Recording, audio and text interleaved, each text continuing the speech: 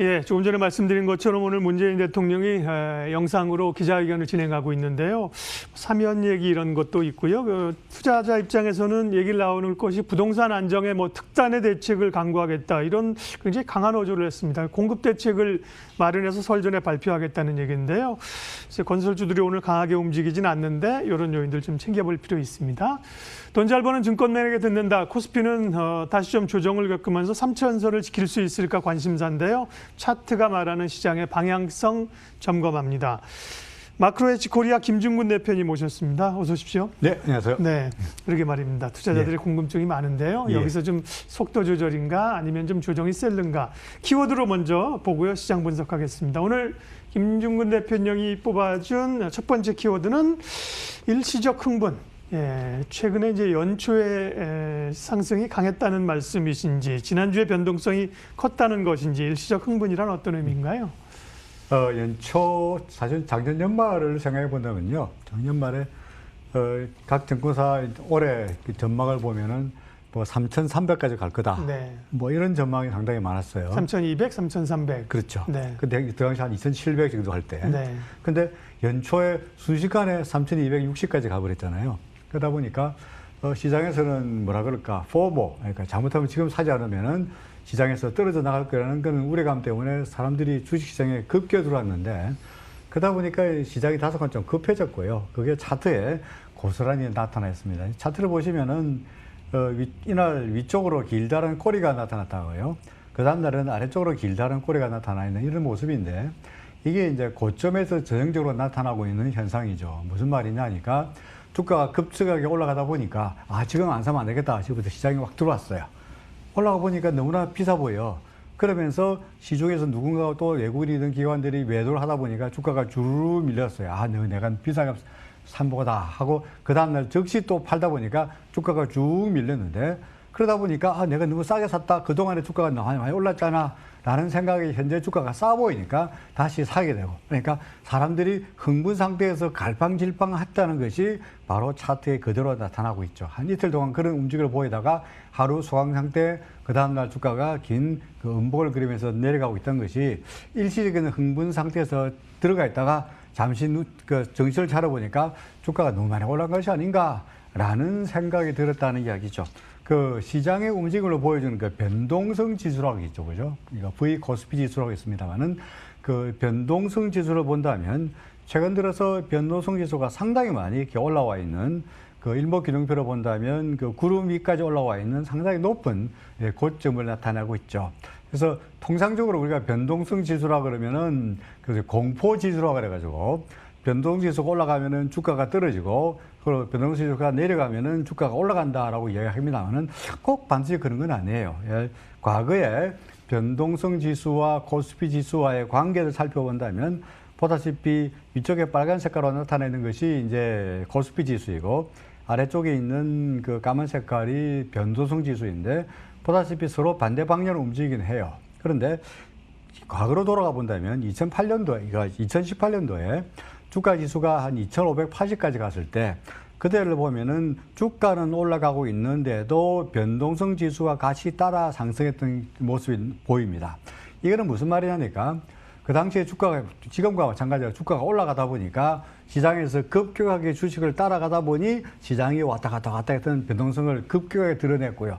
그게 전형적인 고점이 되면서 주가가 이후에 쭉 밀렸던 그런 양상이 나타나고 있죠. 따라서 지금의 변동성도 주가도 올라가고 최근 들어서 변동성 지수도 상승하는 것은 역시 시장이 다소간 좀 일시적인 흥분 상태에 빠진 것이 아닌가, 이렇게 말할 수 있을 것 같아요. 네. 코스닥 흐름도 어떤지 좀 봐주실 수 있습니까? 네, 코스닥 지수 같은 경우에도 보다시피 지금 차트를 본다면 코스닥 지수 같은 경우에는 주가와 그 밑에 아래쪽에 시장의 강도를 보여주는 RSI의 상관관계가 다소간 좀 역상관관계, 영어로 말한다면 소위 다이버전스 괴리 상태가 나타나고 있죠. 보다시피 주가는 고점이 계속적으로 이렇게 갱신되는 그런 모습이 나타나고 있는데, 반면에 시장의 강도, 에너지를 보여주는 RSI는 서서히 이제 고점이 낮아지고 있는 모습입니다. 무슨 말이냐?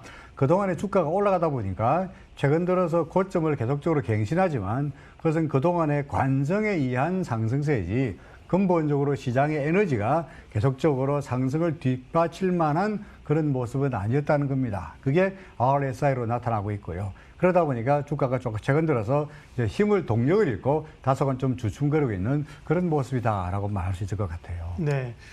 그러면 이제 연말 연초에 일시적인 상황에 이제 일시적 흥분이라고 하셨는데, 그러면 이제 이후로는 그런 그 변동성이 커졌던 그런 흐름들을 좀 변동성이 줄어들면서 지수는 조금 또 이제 기간 조정으로 가는 것일까, 가격 조정으로 가는 것일까, 그것도 궁금하고요. 네. 그 일시적 흥분을 좀 가라앉혀야 되면 그러면 대표님 약간 조정의 양상이 좀 나타날 수 있다는 말씀이신가요? 그렇죠. 예. 네. 약간의 결국 주가라는 게 끝없이 올라갈 수는 없는 거고요. 네. 주가가 올라가다가 조금 조정을 받고 올라가다가 조정을 받고 예를 들어 최근 들어서 작년에도 3월 달부터 최근 3,200까지 올라갈 때까지도 주가가 매일 오른 건 아니잖아요. 오르다가 조금 조정을 받고 오르다가 좀 조정을 받고 그 일을 반복을 했는데 오히려 주가가 조정을 보일 때마다 오히려 주식을 살 수 있는 좋은 찬스가 되다 보니까 주가가 조정을 보인다는 것은 그다지 우려할 일은 아니라고 생각이 됩니다. 근데 양상이 이제 좀 옆으로 이제 좀 소위 이제 기간 조정이냐 가격이 좀 떨어지는 조정이냐 지금으로 봐서는 가격 조정보다는 기간 조정의 공산이 높다고 보여집니다. 그러니까 네. 시장이 일시적으로 흥분된 상태이다 보니까 조금 약간 흔들리고 있습니다만은 예를 들어서 오늘 같은 경우에도 개장 초마더라도 시장이 40% 이상 폭락하는 그런 모습이었다가 점점 시간이 지날수록 그 하락폭을 줄이는 그런 양상이 나타나고 있는데 그만큼 시중에는 대기 자금도 많고 그리고 적당한 투자 차세가 없다 보니까 계속적으로 주식에 대한 관심이 높아질 수밖에 없는 거고요. 그러다 보니까 차트로 보더라도 변동성이 다소간 줄어지면서 그 횡보하는 좀 기간 조정의 양상이지 주가가 급락한다거나 하는 모습은 예상하기 어렵다라고 판단이 됩니다. 네. 시장의 변동성부터 확인했고요. 차트로 두 번째 김 대표님이 뽑아주신 키워드 확인하겠습니다. 시장을 읽는 오늘 두 번째 키워드는요. 금리와 환율, 외국인 동향입니다. 시중 금리가 좀 이제 오르는 영향들이 있고 오늘 이제 우리 환율도 1,100원 위로 올라섰거든요. 그게 이제 외국인들 움직임에 어떤 영향을 줄까요? 근본적으로 달러가 그 작년 말만 하더라도 1,080원까지 가면서 야, 이러다가는 1,080원이 문제가 아니고 자칫 뭐 1,000원도 보겠다. 그런 상당히 하락폭이 작년에는 상당히 하락폭이 컸었는데 네. 작년 말 1,080원을 바닥으로 해서 조금 반등하는 모습을 보이더니 최근 들어서 꾸역꾸역 1,100원대를 올라서고 있죠. 이는 근본적으로 해외에서의 달러 인덱스가 근본적으로 강세를 보이고 있기 때문입니다. 이것은 지금 보다시피 우리나라 달러에 대한 원화 환율의 경우에는 해외 시장에서의 그 G10 달러 인덱스와 상당히 많이 상관관계가 높은데 해외 시장에서 달러의 가치를 나타내주고 있는 달러 인덱스가 보다시피 계속적으로 상승세를 나타내다 보니까 달러에 대한 원화 환율도 덩달아 올라가고 있고요. 그러면 달러에 대한 원화 환율이 올라가는 것은 오히려 외국인들 입장에서 본다면 그다지 바람직한 현상이 아니죠. 그죠? 우리나라 원화 가치가 외국인들이 보유하고 있는 원화 자산의 가치가 원화가 평가절하가 되는 결과가 되다 보니까 외국인으로 봐서는 주식을 매수하기보다는 보유하고 있는 원화 자산을 매도하고자 하는 욕구가 나타나고 있는 현상이다라고 말할 수 있겠죠. 최근 들어서 달러가 가치가 올라가고 있는 것은 근본적으로 뭐 다 아시다시피 미국의 국채 수익률이 10년물 같은 경우에 1.15%까지 상승했다는 게 달러가 상승하게 된 근본적인 이유다라고 말할 수 있을 것 같습니다. 그러니까 달러 바이든 행정부의 재정 부양 정책으로 인해 가지고 시중에 온천지에 달러가 넘치게 되고 그러다 보니까 달러가 많아지면은 아무래도 혹시 물가가 오르지 않겠냐라는 우려감으로 인해 가지고 국채 수익률이 올라가고 금리가 올라가고 그러다 보니까 달러 금리가 올라가니까 덩달아 달러 인덱스가 올라가고 달러 인덱스가 올라가다 보니까 달러에 대한 원화 환율이 올라가는 이런 연쇄 반응이 나타나고 있다라고 말할 수 있겠죠. 근데 네.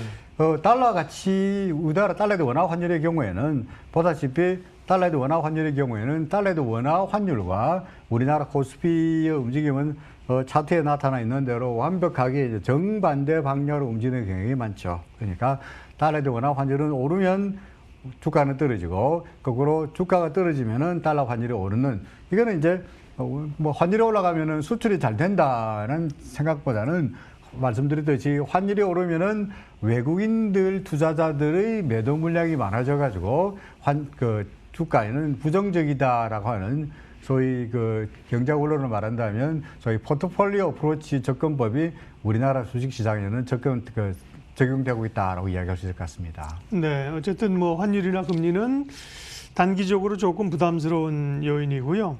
세 번째 키워드 확인하겠습니다. 시장을 읽는 세 번째 키워드는요. 금리 인상 얘기도 좀 했습니다만 이제 인플레이션에 대한 우려, 기대 인플레이션, 물가가 오를 것이라는 생각들이고요. 그러면서 이제 원자재 시장이나 이제 곡물값도 최근에 많이 오르는데요. 투자자들이 얻을 수 있는 시사점은 어떤 걸까요? 결국은 이제 금리가 오른다는 이야기는 이제 주식시장으로 본다면 결코 좋은 뉴스는 아니죠. 그러니까 항상 그 금리가 오르게 되면은 기업의 금융 비용은 줄어들 수밖에 없고 또는 미래 가치를 예상하는 소위 할인율도 높아질 수밖에 없다 보니까 주가의 적정 가치도 떨어질 수밖에 없는 거죠.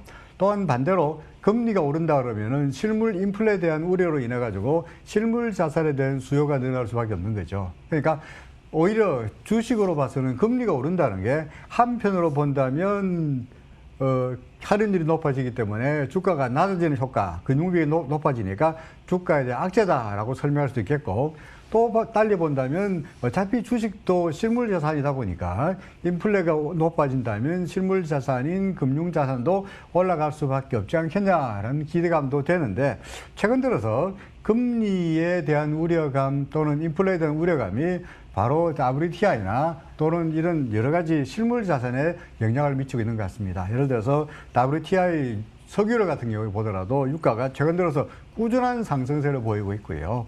그 다음에 그 금 같은 경우에도 최근 들어서 여전히 상승세를 보이고 있습니다. 다만 일각에서 우려한 대로 그 미국의 재정부양 정책으로 말미암아서 온 천지에 달러가 넘치고 그래서 금리가 예컨대 10년물을 가지고 10년을 기준으로 1.5% 이상 올라가고 그로 인해서 주식시장에 엄청나게 압력을 준다고는 예상되지가 않는 게 예를 들어서 금선물 같은 경우에 보시다면 최근 들어서 금선물 가격이 조금 반등하는 듯 하다가요 다시 고개를 숙이는 이런 모습이죠. 그래서 차트로 말해서 일목균형표의 이론대로 이야기한다면 구름을 넘어서야만이 뭔가 상승세라고 이야기할 수 있을 텐데 잠시 상승세가 나타나다가 다시 아래쪽으로 떨어진 걸로 봐서는 금선물로 봐서는 그다지 인플레이션 내지는 실물 상승에 대한 압력을 우려할 필요가 없을 것 같고요. 또 마찬가지로 WTI 원유 같은 경우에도 차트를 보시면은 최근 들어서 상승하던 것이 어제 그저께부터 시작해서 아래쪽으로 음봉이 나타나면서 RSI가 이렇게 매도 신호를 나타내는 모습입니다. 그래서 금리가 덜먹거리고는 있으나 인플레 기대 심리가 살아는 있으나 그것이 결정적으로 주식시장을 아래쪽으로 끌어내릴 만큼 치명적인 것은 아니다. 뭐 이렇게 요약이 되겠네요. 네. 키워드로 시장 읽어봤는데요. 마무리하겠습니다. 쭉 말씀하신 것처럼 전반적으로 이제 흥분을 좀 가라앉히는 양상이고 좀 기간 조정 말씀하셨는데 시장 전략은요? 뭐 기간 조정이 있건 또는 뭐 가격 조정이 있건 간에 항상 말씀드리듯이 주가가 떨어지는 건 좋은 일이죠, 그죠? 우리가 치약, 비누, 라면 값 떨어지면 좋아하죠.